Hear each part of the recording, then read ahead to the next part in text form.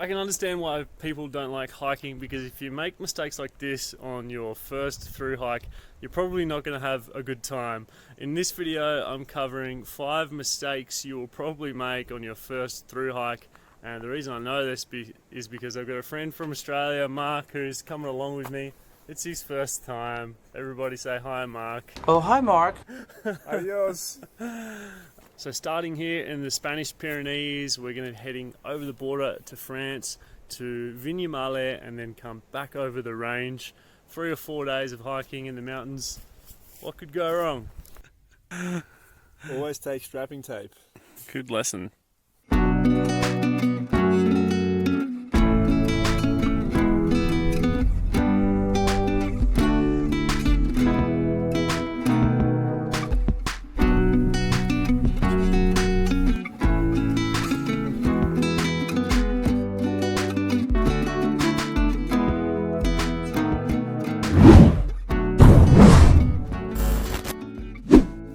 What do you reckon about this place for a campsite? Oh, it's alright. Should be sufficient. Sufficient. So the idea with this channel is that I want people to enjoy themselves more in the mountains. I want people to get out. I want them to have a good time. And I feel like the 5 mistakes that I'm sharing with you in this video can really prevent a lot of unfortunate situations when people go hiking and they never want to do it again. So this first one is communication, and this comes down to communicating with the people that you're going on the trip with. So you want to have a discussion about the route that you're taking, what it's going to require, and get some gear lists together, sort out who's going to bring what and what the responsibilities are of each person. You also want to communicate with someone back home and tell them your exact trip plan, and to send help if you're not back by a certain date and time. That is probably the most important thing that for you to do when you come out into the mountains. What were our lessons today? Rookie mistakes today is just pan down. Check your gear before you go.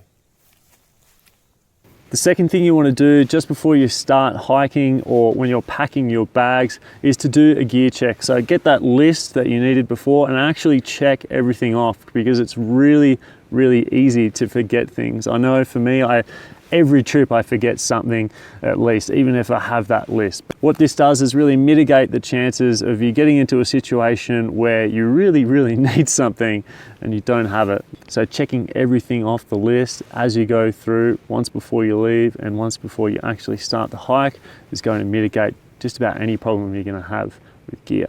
You forgot to bring a jacket, so you've had to make do.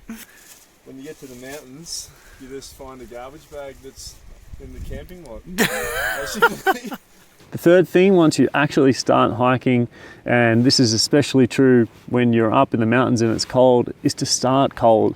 Because once you start hiking, after 5 or 10 minutes, you are going to be warm with all these layers on.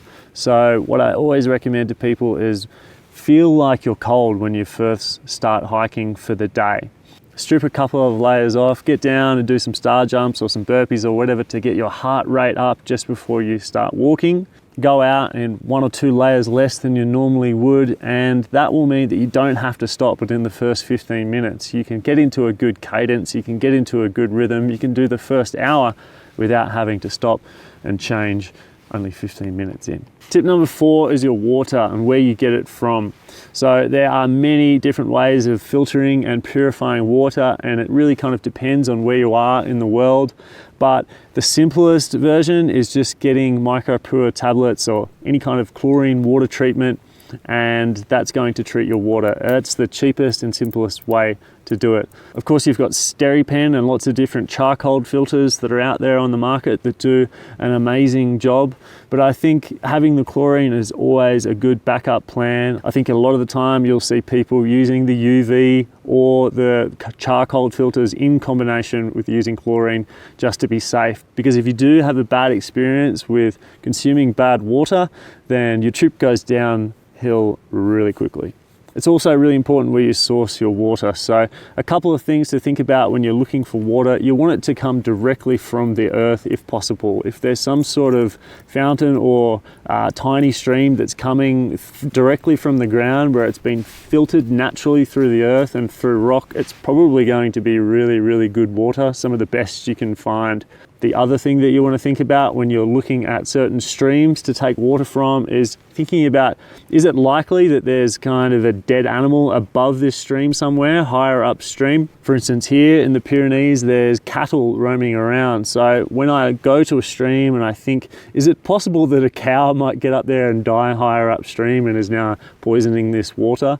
So wherever possible, take water from the highest source that you can be bothered getting to and put effort into going up higher and finding a cleaner water source, because it can really make a difference between a successful trip and a bit of a nightmare. What else? What other rookie mistakes today do we have? We left the trail. Don't ever leave the trail. The marked, oh, We made depending. The marked trail is the easy way. If you want to go the hard way, leave the It trail. was fun. The fun way. It was fun. It was fun. Fourth tip comes back into understanding your route, knowing what the challenges are along the way, and having a map and compass and knowing how to use them.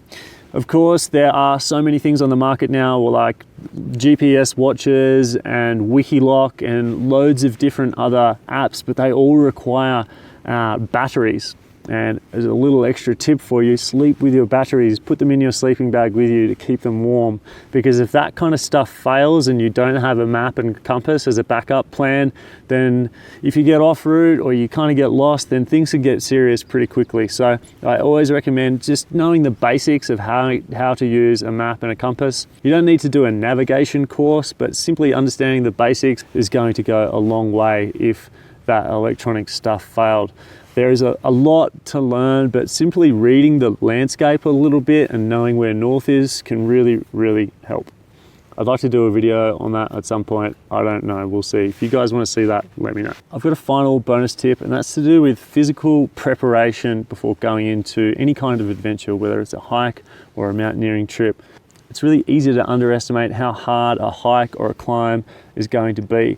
But if you do some preparation beforehand, and if you put in a little bit of extra effort, strengthening your muscles and building your cardiovascular fitness, then you are going to enjoy that trip so much more. Not only that, you'll be reducing your chance of injury or not being able to finish the trip. But that's what all this channel is about. So if you're new here, consider subscribing, hit the like button if you enjoyed the video.